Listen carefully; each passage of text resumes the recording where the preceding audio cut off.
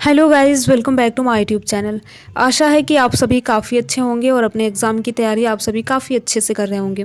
आज की इस वीडियो में हम पॉलिटी का एक चैप्टर है उद्देशिका या फिर प्रस्तावना, इसको देखेंगे। और देखिए, पढ़ने और जानने के लिए तो उद्देशिका और प्रस्तावना से आप सभी को पता है बहुत कुछ चीज़ें हैं, लेकिन अगर हम एग्ज़ाम के पॉइंट ऑफ व्यू से बोलें तो थोड़ी सी चीज़ें अलग हो जाती है। हम केवल इस वीडियो में वही देखेंगे जो एग्ज़ाम में पूछा गया है, एक बार नहीं बल्कि बार बार प्रश्न पूछा गया है। केवल और केवल वही प्रश्नों को हम आज की इस वीडियो में देखने वाले हैं, ठीक है। तो उद्देशिका या फिर प्रस्तावना से जो भी प्रश्न पूछा गया है, चाहे आपका यूपी पीसीएस का एग्जाम हो या फिर बीपीएससी का एग्जाम हो या फिर आरओ और अन्य एग्जाम भी हैं, तो जो भी प्रश्न बार बार पूछे गए केवल और केवल हम उन्हीं प्रश्नों को देखेंगे जो एग्जाम के हिसाब से ज़रूरी हैं, ठीक है। तो आप वीडियो को अंत तक ज़रूर देखिए। अगर आपको मेरी बातों पर यकीन ना हो तो पहले आप वीडियो को देखिए, उसके बाद पीवाईक्यू को उठाकर देखिए, आपको यहाँ से प्रश्न ज़रूर मिलेंगे, ठीक है। तो आप वीडियो को अंत तक ज़रूर देखिए, साथ ही साथ अपने यार दोस्त मित्र को भी शेयर कीजिए। तो यहाँ पर पहला प्रश्न देख लेते हैं हम। प्रस्तावना को अपनाया गया था अमेरिका के संविधान से। तो आप सभी को पता है ये कितनी बार एग्जाम में पूछा जाता है, लगभग सारे एग्जाम में, वनडे टाइप के एग्जाम में यही सारी चीज़ें पूछी जाती है। तो प्रस्तावना को अपनाया गया था अमेरिका के संविधान से। अगला देखते हैं, संविधान सभा में उद्देश्य प्रस्ताव कब प्रस्तुत किया गया था? 22 जनवरी 1947 को पंडित जवाहरलाल नेहरू जी ने प्रस्तुत किया था, ठीक है। अगला देखते हैं, भारतीय गणतंत्र की 26/1/1950 को सही संवैधानिक वस्तु स्थिति क्या थी जब संविधान लागू किया गया था? तो ठीक है, इसमें यह पूछा गया है कि जब हमारे देश का संविधान लागू किया गया था उस समय हमारे देश की स्थिति क्या थी। तो आप सभी को पता है देश आज़ाद हो गया था, संविधान लागू हो गया था, तो संपूर्ण प्रभुत्व संपन्न लोकतांत्रिक गणराज्य। देखिए, ये बहुत बार एग्जाम में पूछा गया है, इसको आप बिल्कुल रट लीजिए, ठीक है। बहुत बार एग्जाम में पूछा गया है, तो केवल मैंने एक ही बार लिखा है, ये बहुत ज़्यादा बार एग्जाम में पूछा गया है, अलग अलग एग्जाम में। तो आपको याद रखना है कि जब हमारा देश आज़ाद हुआ तो उस समय संपूर्ण प्रभुत्व संपन्न लोकतंत्रात्मक गणराज्य था। और ये प्रश्न जो है यूपीएससी में भी पूछा गया है, यूपीएससी प्री में भी। तो इस प्रकार से देखिए, सीधा सीधा नहीं प्रश्न पूछा जाता है, थोड़ा सा घुमा के पूछा जाता है। तो आपको वीडियो को अंत तक जरूर देखना है। भारत के संविधान के निर्माताओं का मत किस में प्रतिबिंबित होता है? ठीक है, तो उद्देशिका से प्रतिबिंबित होता है। जो भारत संविधान के निर्माताओं हैं, आप सभी को पता है कि उद्देशिका में भारत के जो संविधान के निर्माता हैं उन्होंने अपना अलग अलग मत प्रस्तुत किया है। तो उद्देशिका से ही ये सारी चीज़ों का पता चलता है। भारत के संविधान की प्रस्तावना में कितने प्रकार के न्याय, स्वतंत्रता, समानता और भ्रातृत्व का उसी क्रम में उल्लेख किया गया? ये भी प्रश्न बहुत ज़्यादा बार एग्जाम में पूछा गया है, तो आपको बिल्कुल रट लेना है। 3, 5, 2, 1, यानी न्याय का 3 बार, स्वतंत्रता का 5 बार, समानता का 2 बार और भ्रातृत्व का 1 बार उल्लेख किया गया है, ठीक है, संविधान की प्रस्तावना में। तो देखिए, कुछ चीज़ें ऐसी होती है जो बिल्कुल जुबान पर याद होनी चाहिए, ठीक है। अगला देखते हैं, भारतीय संविधान की प्रस्तावना का सही क्रम है। यहाँ पर देखिए, ये कई बार एग्जाम में पूछा गया, भारतीय संविधान की प्रस्तावना का सही क्रम क्या है? तो संपूर्ण प्रभुत्व संपन्न, समाजवादी, पंथ निरपेक्ष, लोकतंत्रात्मक। तो इसको भी आपको बिल्कुल याद कर लेना है, रट लेना है। आगे देखते हैं, भारतीय संविधान की प्रस्तावना में भारत को किस रूप में घोषित किया गया है? ठीक है, भारतीय संविधान की प्रस्तावना में भारत को किस रूप में घोषित किया गया है? तो यहाँ पर देख सकते हैं, एक सार्वभौम, समाजवादी, धर्मनिरपेक्ष, प्रजातांत्रिक गणराज्य। ये भी देखिए कई बार एग्जाम में पूछा गया है, चाहे वह यूपी पीसीएस का एग्जाम हो, आरओ का एग्जाम हो या फिर बीपीएससी का एग्जाम हो, किसी न किसी साल ये प्रश्न कई बार पूछा गया है। तो इस तरीके से देखिए, कुछ चीज़ें हमको बिल्कुल याद होनी चाहिए, जुबान पर होनी चाहिए, तो आप याद कर लीजिए। अगला देखते हैं, भारतीय संविधान की प्रस्तावना में समाजवादी शब्द किस संशोधन में जोड़ा गया है? देखिए, ये प्रश्न आप सभी को भी पता होगा कि ये बहुत बार एग्जाम में पूछा जाता है। तो देखिए, भारतीय संविधान की प्रस्तावना में समाजवादी शब्द को कब जोड़ा गया? तो 42वां संविधान संशोधन में जोड़ा गया, ठीक है।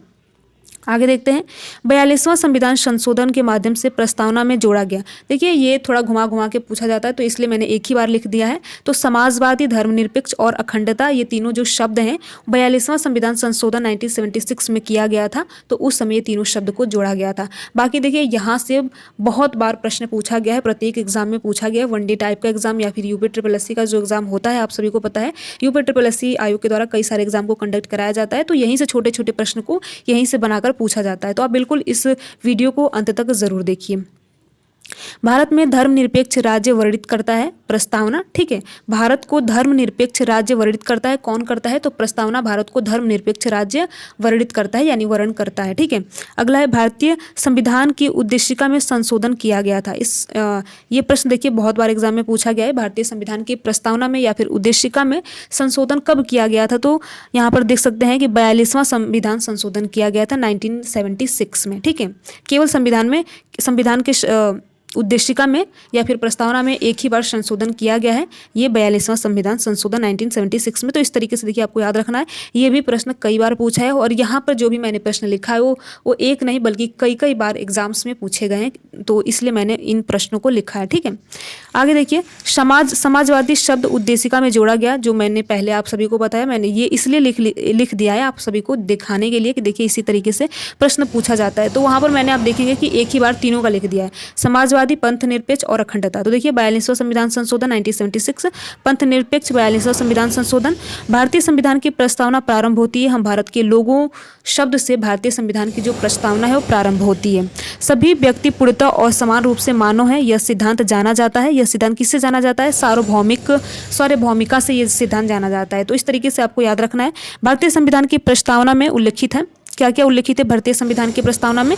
तो आप यहाँ पर देख सकते हैं कि हमारे भारतीय संविधान के प्रस्तावना में सामाजिक न्याय, आर्थिक न्याय और राजनीतिक न्याय यानी 3 प्रकार के न्यायों का उल्लेख किया गया है। तो देखिए कभी कभी एग्जाम में ऐसे भी प्रश्न पूछा जाता है कि भारतीय संविधान की प्रस्तावना में कितने प्रकार के न्यायों का उल्लेख किया गया है? तो 3 प्रकार के न्याय, सामाजिक, आर्थिक और राजनीतिक न्याय का उल्लेख किया गया है, ठीक है। आगे देखते हैं, किसे भारतीय संविधान की आत्मा कहा जाता है? तो देखिए उद्देशिका को भारतीय संविधान की आत्मा कहा जाता है। और देखिए ये प्रश्न काफ़ी ज़्यादा इंपॉर्टेंट है क्योंकि बहुत ज़्यादा बार ये एग्जाम में पूछा गया, इसलिए मैंने वेरी इंपॉर्टेंट लिखा है, ठीक है। तो आपको देखिए बिल्कुल रट लेना है, बिल्कुल याद कर लेना है। भारतीय संविधान की प्रस्तावना को हमारे प्रभुत्व प्रजातांत्रिक गणराज्य की जन्म कुंडली कहा है। तो किसने कहा है भारतीय संविधान की प्रस्तावना को जन्म कुंडली? तो यहाँ पर आप नाम देख सकते हैं कि एम मुंशी के द्वारा भारतीय संविधान की प्रस्तावना को जन्म कुंडली कहा गया है, ठीक है। भारतीय संविधान एक पवित्र दस्तावेज है, ये किसने कहा है? तो देखिए कभी कभी ऐसे भी प्रश्न पूछे जाते हैं, ठीक है। तो यहाँ पर देख सकते हैं डॉक्टर भीमराव अंबेडकर के द्वारा कहा गया है कि भारतीय संविधान एक पवित्र दस्तावेज है, ठीक है। ये डॉक्टर भीमराव अंबेडकर के द्वारा कहा गया है। तो देखिए मैंने केवल वही प्रश्न लिखा है जो एक से कई बार पूछा गया है एग्जाम में, ठीक है। अलग अलग एग्जाम में पूछा गया है। किस विवाद के फैसले में सर्वोच्च न्यायालय ने सर्वप्रथम घोषित किया कि उद्देशिका संविधान का भाग नहीं है? तो यहाँ पर आप याद रख सकते हैं बेरुबारी वाद 1960 का हुआ था। उसके बाद संविधान ने ये घोषणा किया कि जो उद्देशिका है वो संविधान का भाग नहीं है। बाद में आपने देखा हुआ केशवानंद भारती के मामले में, इसको भी हम आगे देखेंगे। तो यहाँ पर देखिए अगला प्रश्न है, किस वाद में उच्चतम न्यायालय ने धारणा प्रस्तुत की कि उद्देशिका संविधान का भाग है? तो मुंबई बनाम यूनियन ऑफ अमेरिका 1994 में देख सकते हैं कि फिर जो सर्वोच्च न्यायालय ने अपनी धारणा प्रस्तुत की और कहा कि उद्देशिका संविधान का भाग है, ठीक है। अगला प्रश्न देखते हैं, ये देखिए काफ़ी ज़्यादा इंपॉर्टेंट है, केशवानंद भारती केस आप सभी ने जरूर पढ़ा होगा। तो देखिए अब मुझे उम्मीद है कि आप सभी ने पॉलिटी पढ़ा होगा, पॉलिटी में उद्देशिका या फिर प्रस्तावना पढ़ा होगा। तो ये रिविजन के तौर पर भी आप इस वीडियो को देख सकते हैं। सर्वोच्च न्यायालय ने प्रस्तावना को भारतीय संविधान की मौलिक संरचना का भाग स्वीकार किया। यहाँ पर आप देख सकते हैं कि सर्वोच्च न्यायालय ने प्रस्तावना को कब फिर से स्वीकार किया, मौलिक संरचना का भाग है। तो देख सकते हैं केशवानंद भारती का जो केस आया था 1973 में, तो उसके बाद सर्वोच्च न्यायालय ने फिर से ये माना कि जो प्रस्तावना है वो भारतीय संविधान की मौलिक संरचना का भाग है, ठीक है। अगला प्रश्न देखते हैं, भारतीय संविधान की उद्देशिका में कितने प्रकार की न्याय की व्यवस्था की गई है? जो मैंने पहले बताया 3 प्रकार की न्याय की व्यवस्था की गई है। सामाजिक, आर्थिक और राजनीतिक न्याय यानी 3 प्रकार के भारतीय संविधान की प्रस्तावना में 3 प्रकार की न्याय की व्याख्या की गई है। तो देखिए इस प्रकार से प्रश्न कई बार पूछे हैं, तो मैंने केवल एक ही बार लिखा है। भारतीय संविधान की उद्देशिका में से किस रूप में आर्थिक न्याय को किस में उपबंध किया गया है? उद्देशिका में और राज्य के नीति के निर्देशक तत्व में यानी कि डीपीएसपी में, ठीक है।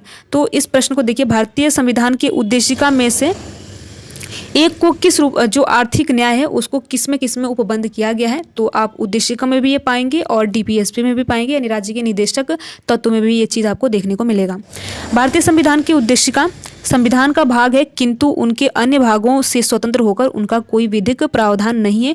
ये देखिए प्रश्न यूपीएससी के प्री में भी पूछा जा चुका है। तो इस प्रकार से सारे प्रश्न प्रत्येक एग्जाम में कई बार पूछे गए हैं, ठीक है। संविधान की आत्मा है। कौन आत्मा है? प्रस्तावना को संविधान की आत्मा कहा गया है। संविधान शरीर है तो प्रस्तावना उसकी आत्मा। प्रस्तावना आधारशिला है तो संविधान उस पर खड़ी अट्टालिका। ये किसके द्वारा कहा गया है? तो सुभाष कश्यप के द्वारा ये कहा गया है। तो देखिए यहाँ पर मैंने वही प्रस्तावना या फिर उद्देशिका से वही प्रश्न लिया है जो एग्जाम में एक से कई बार पूछे गए हैं। ठीक है, तो आप इस वीडियो को अगर देख लिए हो तो उसके बाद आप PYQ उठाकर देख सकते हैं। तो इस वीडियो को देखिए, पूरी सीरीज आएगी तो आप इस वीडियो को ज़रूर देखिए और इसको कई बार देखिए जब तक कि आपको सारी चीज़ें याद ना हो। वैसे तो मुझे उम्मीद है कि आपने पॉलिटी पढ़ रखा होगा, उद्देशिका या फिर प्रस्तावना पढ़ रखा होगा, तो आप इसको रिवीजन के तौर पर भी देख सकते हैं।